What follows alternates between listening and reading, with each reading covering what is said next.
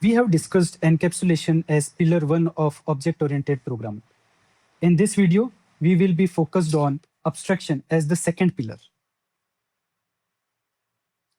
Whenever we say that something is abstract, it basically means that some of the things of that particular object is hidden.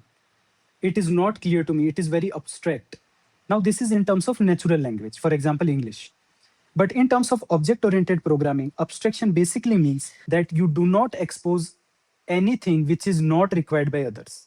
For example, let's consider an example of fan. Fan is operated by a switch. If you do not have a remote controlled fan, then obviously in your homes you will be having switches. Any type of switch, old, modern, or any futuristic switch you see, it can turn the fan on or off. But when you press a switch to turn on the fan, do you know how fan is being turned on? Do you know how electrons are moving? Do you know how magnetic field is being generated which rotates the motor inside the fan? We do not know, right?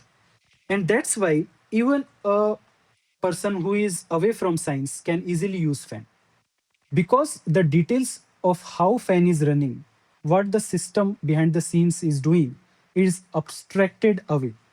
So we say that the details are abstracted away from a common man.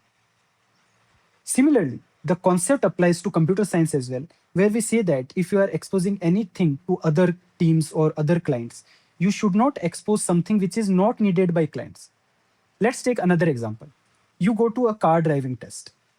You are trying to get the license, and then when you go to a driving school, they start asking you, before you get a license, you need to explain me how the engine is working, how diesel or petrol is converted to smoke or energy.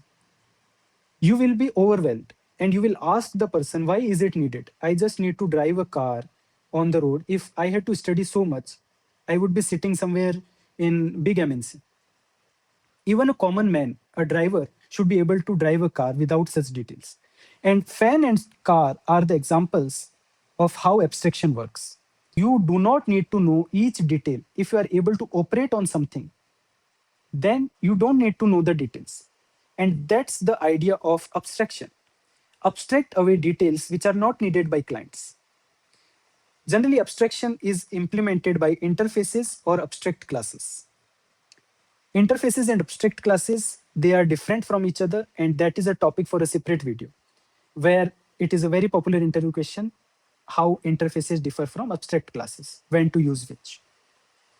If you want me to make a video on that, please feel free to comment and I will try to create a video on this. But let's read. Interfaces, pure contracts with no implementation. We use when unrelated classes need shared behavior. Nowadays, interfaces in Java have a default methods where you can write some implementation. Abstract classes have partial implementation with common code used for sharing logic across related subclasses. Now let's take an example of abstraction. We are in the IDE and we will be extending the example which we had seen while studying encapsulation. We had created a simple bank account class which had an attribute balance, and we had getters and setters. In the main class, I had created an object of bank account, and I was demonstrating how to use set balance and get balance, basically getters and setters. Now let's say we are trying to understand abstraction. And abstraction basically means we should not expose any functionality which is not needed by clients. If you look at bank account class, we have a functionality to validate the balance is negative or not. Let me say if I extract this as a method. So I can say check balance. And then I can write like this. If balance is less than 0, then I throw an illegal argument exception. So I can write like this dot check balance.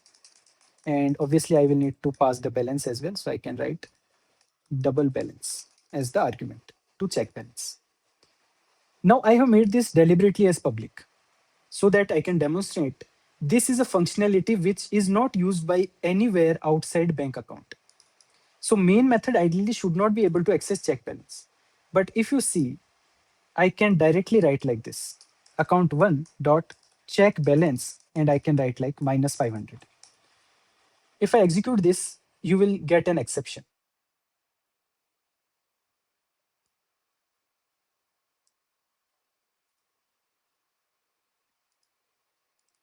we need to make it void because it is just doing the validation.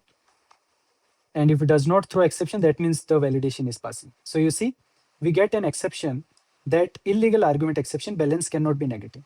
But is main really intended to access this validation?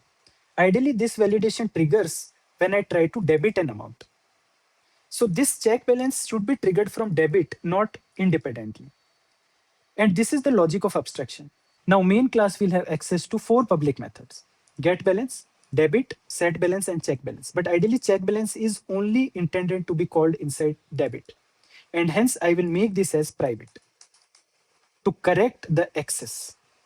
So this method is now a private, which should not be callable from outside bank account class.